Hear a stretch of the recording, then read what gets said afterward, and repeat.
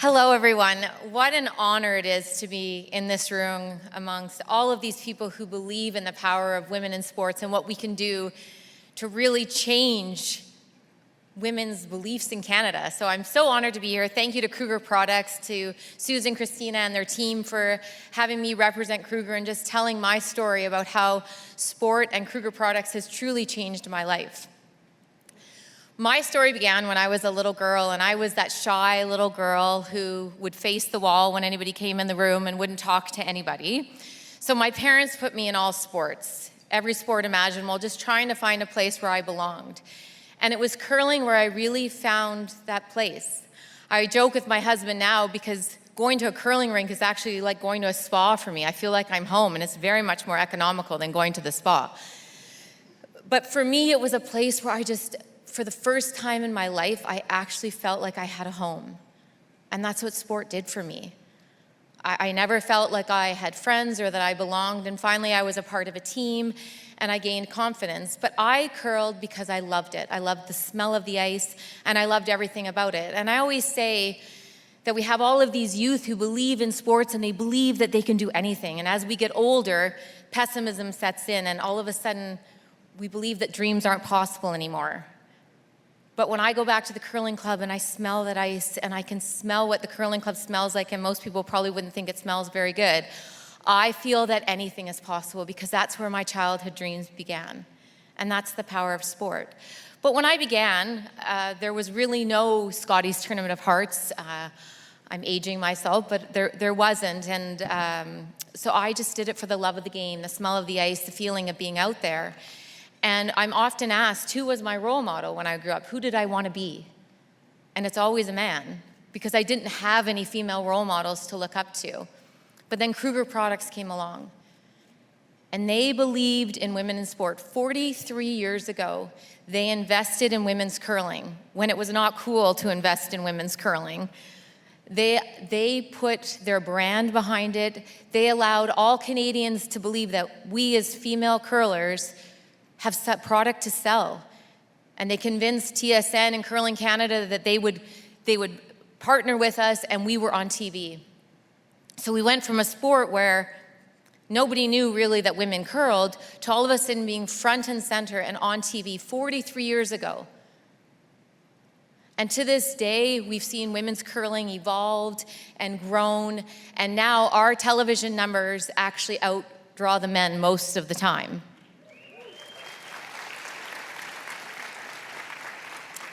And we have gender equity in pay. We've had that for as long as I can remember. It was the Scotties where we advocated to have a nursing room for nursing moms so we didn't have to go and sit in our cars in the parking lot.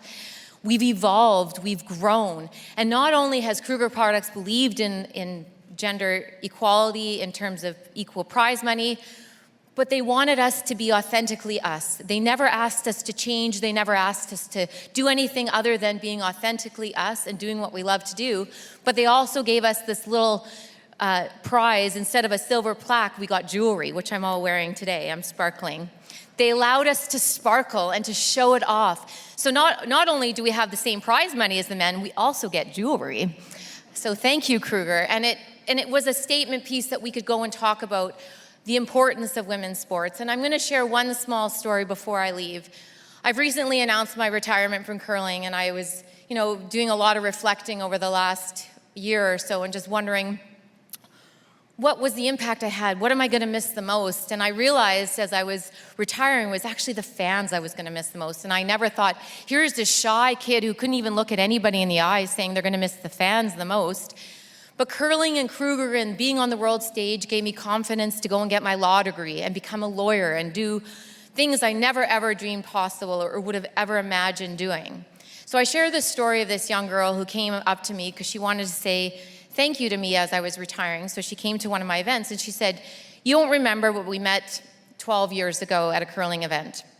And I was a young girl who was a foster child, and she'd moved around, but she was with a foster family who curled, so she curled.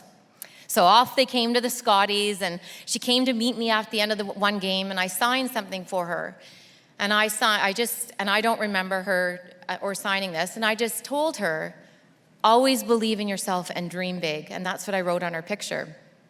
So she came to me and she said, I moved from foster family to foster family and they didn't curl, so I didn't curl anymore, but I've always kept your picture because you were the only person in my life who ever told me they believed in me.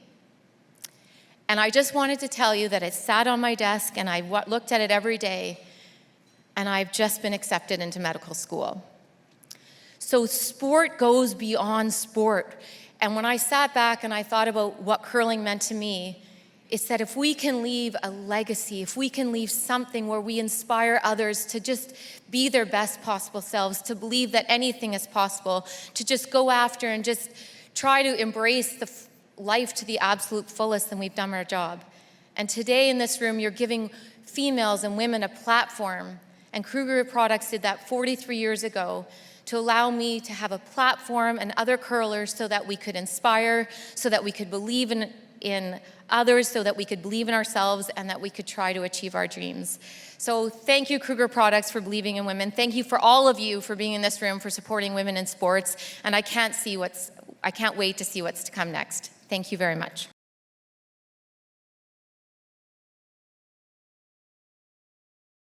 Thank you to all the gender equity champions in the room for joining us today. I really want to give a big shout out to our segment sponsor, Kruger Products, the makers of cashmere, amongst many other products. But I really want to thank them for supporting women's curling for over 40 years.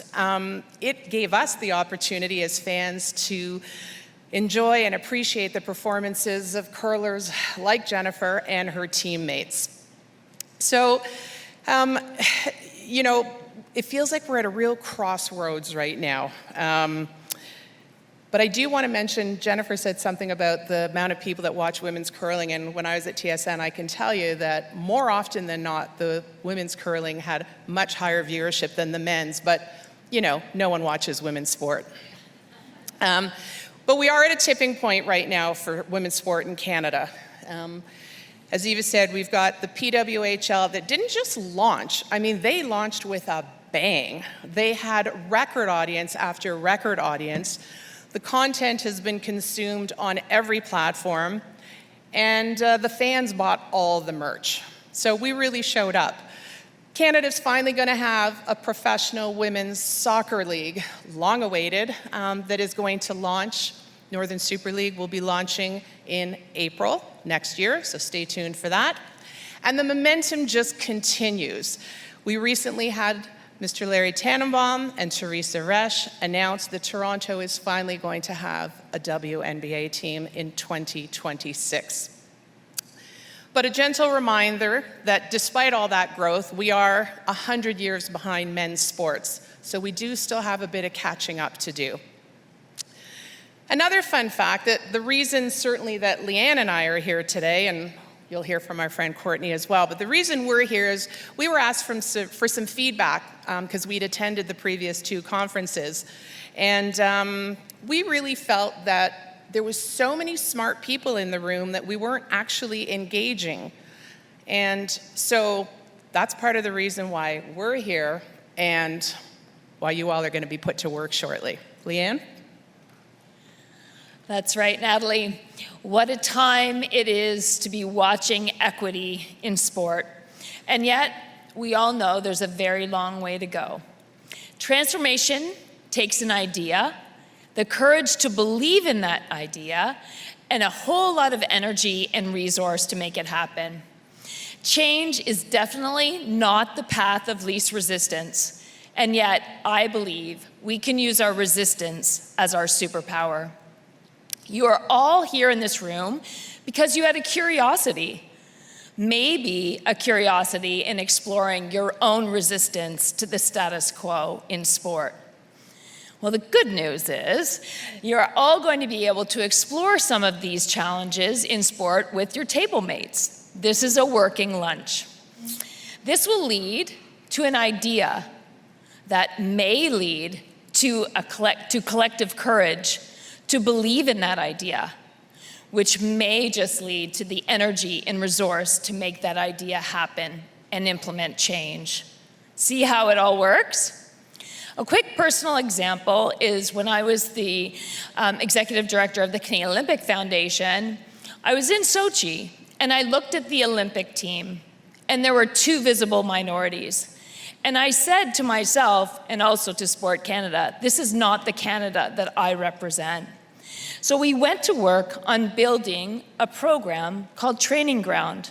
And not many people know the origin story of Training Ground. But we went across to find, how do we find an Olympic team that looks more like our country? So we went across the country and tested on skill, performance, getting young people into sport who wouldn't have had a chance to participate in high performance sport.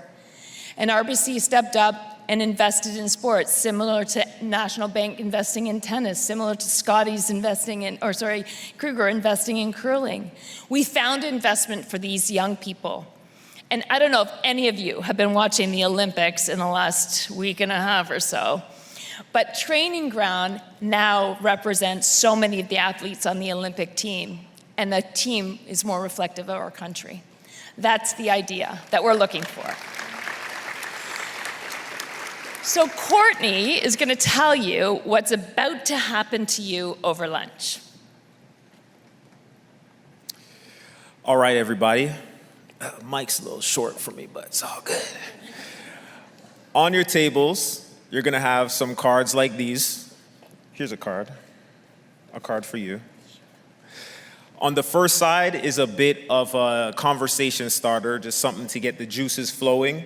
So you can go around the table and share your own experiences about sport equity. On the other side, this is where the real work begins. We've given you all an opportunity to respond with ideas that can inspire change around the problem statement on your card. Have an open discussion and jot down 1 or 2 big ideas that can inspire belief that change is possible. Lunch is about 30 minutes. So use your time wisely, and we'll be bouncing around. You can throw some ideas at us. Put your hand up if you want to talk some things through. But we're counting on you to come up with the next big idea, so no pressure. But yeah, like I said, Leanne, Nathalie, and I will be roaming around, get our attention, and after lunch, we'll collect the cards and we'll call on a few of you to share your ideas that may inspire the next big action for change. Enjoy your lunch and get to work. We'll see you back in a little bit.